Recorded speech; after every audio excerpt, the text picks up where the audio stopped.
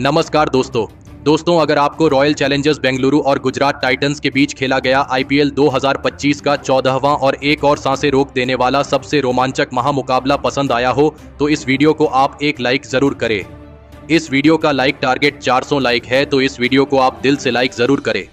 दोस्तों, आईपीएल 2025 के 14वें और एक और सबसे रोमांचक महामुकाबले में आईपीएल इतिहास की दो सबसे बड़ी टीमें एक दूसरे से भिड़ी। इस बार रजत पाटीदार की रॉयल चैलेंजर्स बेंगलुरु के सामने शुभमन गिल की गुजरात टाइटंस की टीम खड़ी थी। इस रोंगटे खड़े कर देने वाले महामुकाबले में गुजरात के कप्तान शुभमन गिल ने टॉस जीता और पहले गेंदबाजी का फैसला लिया और बेंगलुरु की टीम को पहले बल्लेबाजी के लिए आमंत्रित किया। उसके बाद रनों की बारिश करने के इरादे से बेंगलुरु के दो दिग्गज ओपनर बल्लेबाज मैदान में उतरे।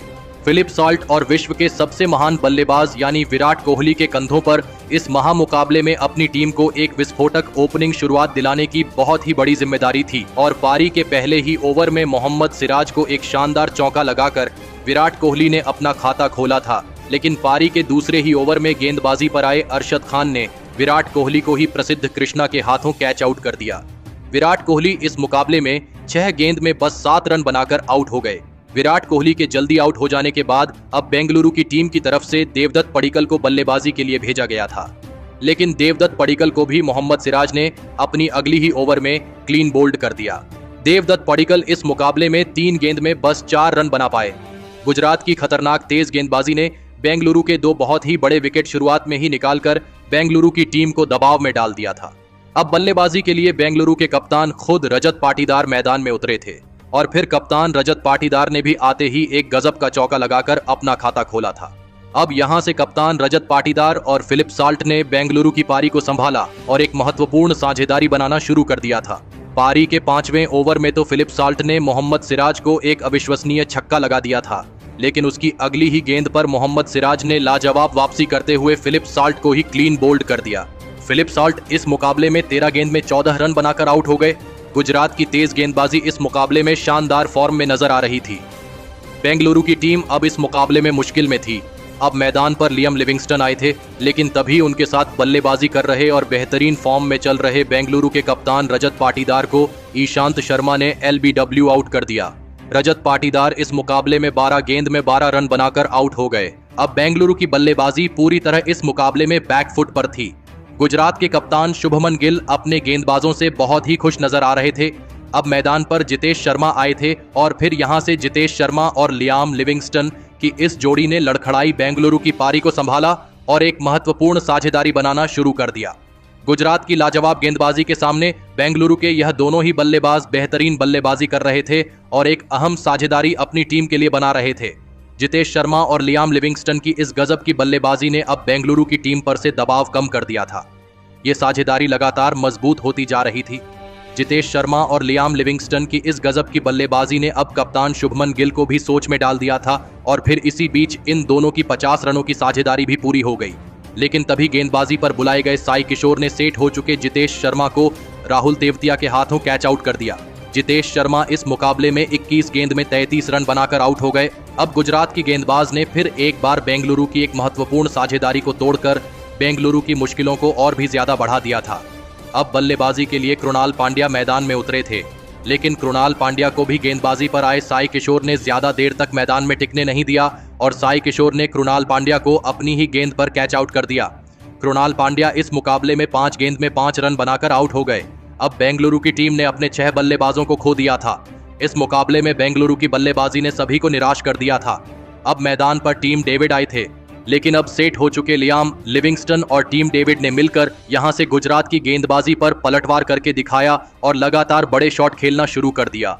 दोनों ही खिलाड़ियों ने अब गुजरात की गेंदबाजी पर एक महत्वपूर्ण साझेदारी बनाना शुरू कर दिया था। दोनों ही खिलाड़ी आक्रामक फॉर्म में भी नजर आ रहे थे। खास करके लियाम लिविंगस्टन ने पारी के 18वें ओवर में राशिद खान को 3 गजब के छक्के लगा दिए थे और इसी के साथ लियाम लिविंगस्टन ने अपना इस मुकाबले का धमाकेदार अर्धशतक भी पूरा कर लिया। लेकिन पारी के 19वें ओवर में गेंदबाजी पर आए मोहम्मद सिराज ने अर्धशतक लगाने वाले लियाम लिविंगस्टन को जोस बटलर के हाथों कैच आउट कर दिया। लियाम लिविंगस्टन 40 गेंदों में 54 रनों की एक महत्वपूर्ण पारी खेलकर आउट हो गए। मोहम्मद सिराज ने फिर एक बार बेंगलुरु का एक बहुत ही बड़ा विकेट एक महत्वपूर्ण मौके पर हासिल कर लिया था। अब मैदान पर भुवनेश्वर कुमार आए थे, लेकिन टीम डेविड ने इस पारी के अंतिम ओवर में प्रसिद्ध कृष्णा के खिलाफ लाजवाब बल्लेबाजी करके दिखाई और 2 चौके और एक शानदार छक्का इस ओवर में लगा दिया। लेकिन इस ओवर की अंतिम गेंद पर प्रसिद्ध कृष्णा ने टीम डेविड को क्लीन बोल्ड कर दिया। लेकिन इसके बावजूद टीम डेविड की इस धमाकेदार बल्लेबाजी की बदौलत बेंगलुरु की टीम ने 169 रनों का एक बड़ा लक्ष्य गुजरात की टीम के आगे रखा। उसके बाद बेंगलुरु से मिले 170 रनों के एक विशाल लक्ष्य का पीछा करने गुजरात के 2 दिग्गज ओपनर बल्लेबाज मैदान में उतरे। साई सुदर्शन और गुजरात के कप्तान शुभमन गिल के कंधों पर इस महामुकाबले में अपनी टीम को एक शानदार ओपनिंग शुरुआत दिलाने की बहुत ही बड़ी जिम्मेदारी थी और गुजरात की इस नौजवान ओपनिंग जोड़ी ने मैदान में उतरते ही बेंगलुरु की गेंदबाजी पर रन बनाना शुरू कर दिया था और एक अहम साझेदारी शुरुआत में ही बेंगलुरु की गेंदबाजी के सामने खड़ी करनी शुरू कर दी थी। कप्तान शुभमन गिल और साई सुदर्शन की इस गजब की बल्लेबाजी ने अब बेंगलुरु की गेंदबाजी को दबाव में डाल दिया था।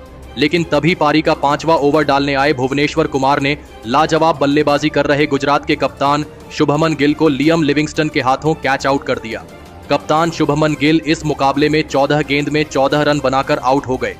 गुजरात की ओपनिंग साझेदारी के टूटने के बाद अब बल्लेबाजी के लिए जोस बटलर मैदान में उतरे थे, लेकिन नए बल्लेबाज जोस बटलर के साथ मिलकर सेट हो चुके साई सुदर्शन ने फिर एक और साझेदारी बेंगलुरु की गेंदबाजी के खिलाफ बनानी शुरू कर दी। साई सुदर्शन इस मुकाबले में भी लाजवाब फॉर्म में नजर आ रहे थे और लगातार बेंगलुरु की गेंदबाजी पर बड़े शॉट खेल रहे थे। बेंगलुरु के कप्तान रजत पाटीदार साई सुदर्शन को रोकने की पूरी कोशिश कर रहे थे, लेकिन उनका कोई भी गेंदबाज इस गुजरात के खिलाड़ी का विकेट नहीं ले पा रहा था। तो वही जोस बटलर ने भी अब अपने हाथ खोलना शुरू कर दिया था। पारी के 9वें ओवर में तो गेंदबाजी पर आए रसिक सलाम को जोस बटलर ने 1 चौका और 2 शानदार छक्के लगा दिए थे। अब फिर एक बार बेंगलुरु की गेंदबाजी दबाव में थी। गुजरात की टीम के लिए आसानी से रन बन रहे थे। कोई भी बेंगलुरु का गेंदबाज साई सुदर्शन और जोस बटलर की खतरनाक साझेदारी को तोड़ नहीं पा रहा था। बेंगलुरु का हर एक गेंदबाज अब इस मुकाबले में मुश्किल में था, क्योंकि साई सुदर्शन और जोस बटलर की यह जोड़ी लगातार पारी के हर एक ओवर में छक्के चौके लगा रही थी। और फिर इसी बीच साई सुदर्शन और जोस बटलर की एक ताबड़तोड़ अर्धशतकीय साझेदारी भी पूरी हो गई। साई सुदर्शन और जोस बटलर की यह साझेदारी अब बेंगलुरु की गेंदबाजी के लिए किसी बुरे सपने की तरह साबित हो रही थी। दोनों ही खिलाड़ी आसानी से बेंगलुरु की गेंदबाजी पर रन बना रहे थे। अब बेंगलुरु के गेंदबाज विकेट लेकर ही इस मुकाबले में वापसी कर सकते थे। साई सुदर्शन और जोस बटलर ने मिलकर अब अपनी टीम को 107 रनों पर पहुंचा दिया था। लेकिन तभी पारी का 13वां ओवर डालने आए जोश हेजलवुड ने अपने अर्धशतक से केवल 1 ही रन दूर खड़े साई सुदर्शन को जितेश शर्मा के हाथों कैच आउट कर दिया। साई सुदर्शन 36 गेंदों में 49 रनों की एक लाजवाब पारी खेलकर आउट हो गए। साई सुदर्शन के विकेट के साथ ही बेंगलुरु की टीम ने इस मुकाबले में वापसी करने का एक बढ़िया मौका बनाया था। लेकिन अब बल्लेबाजी के लिए शेरफन रदरफोर्ड मैदान में उतरे थे, लेकिन तभी उनके साथ बल्लेबाजी कर रहे जोस बटलर ने पारी के 15वें ओवर में 1 चौका और एक शानदार छक्का लगाते हुए अपना इस मुकाबले का एक ताबड़तोड़ अर्धशतक पूरा कर लिया। जोस बटलर जब तक मैदान में मौजूद थे तब तक बेंगलुरु की गेंदबाजी इस मुकाबले में वापसी नहीं कर सकती थी। अब मुकाबला बेंगलुरु के हाथ से निकलने लगा था। पूरी की पूरी बेंगलुरु की गेंदबाजी इस मुकाबले में अब बैकफुट पर थी। अब आखिरी 4 ओवरों में गुजरात की टीम को जीत के लिए सिर्फ 29 रनों की जरूरत थी।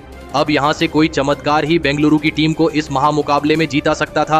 अब इस पारी का 17वां ओवर भुवनेश्वर कुमार डालने आए, लेकिन भुवनेश्वर कुमार के इस ओवर में शेरफन रदरफोर्ड ने एक शानदार छक्का लगा दिया और इस ओवर से गुजरात की टीम को 9 रन मिल गए। अब आखिरी 3 ओवरों में गुजरात की टीम को जीत के लिए 20 रनों की जरूरत थी। अब इस पारी का 18वां ओवर जोश हेजलवुड डालने आए, लेकिन जोश हेजलवुड के इस ओवर में जोस बटलर ने फिर एक बार गजब की बल्लेबाजी करके दिखाई और इस ओवर में 2 लगातार छक्के लगा दिए और फिर अंत में शेरफन रदरफोर्ड ने इसी ओवर में एक और शानदार छक्का लगाते हुए इस रोमांचक मुकाबले में गुजरात की टीम को 8 विकेट से जिताकर इतिहास रच दिया। दोस्तों, बेंगलुरु को उन्हीं की सरजमीन पर हराकर गुजरात की टीम ने एक बड़ा कारनामा करके दिखाया है। लेकिन दोस्तों, बेंगलुरु के खिलाफ इस रोमांचक जीत के पीछे गुजरात के असली हीरो साबित हुए उनके सबसे अनुभवी और विस्फोटक बल्लेबाज जोस बटलर, जिन्होंने इस महामुकाबले में केवल 39 गेंदों में 5 चौके और 6 शानदार छक्के लगाते हुए 73 रनों की नाबाद मैच जीताने वाली अद्भुत पारी खेली और इसी गजब की बल्लेबाजी के बदौलत बेंगलुरु की टीम को उन्हीं की सरजमीन पर गुजरात की टीम हरा पाई। तो दोस्तों, आप जोस बटलर की इस अद्भुत मैच जीताने वाली पारी के लिए उन्हें 10 में से कितने अंक देना चाहेंगे? आप अपनी राय नीचे कमेंट में देना बिल्कुल भी ना भूलें। धन्यवाद।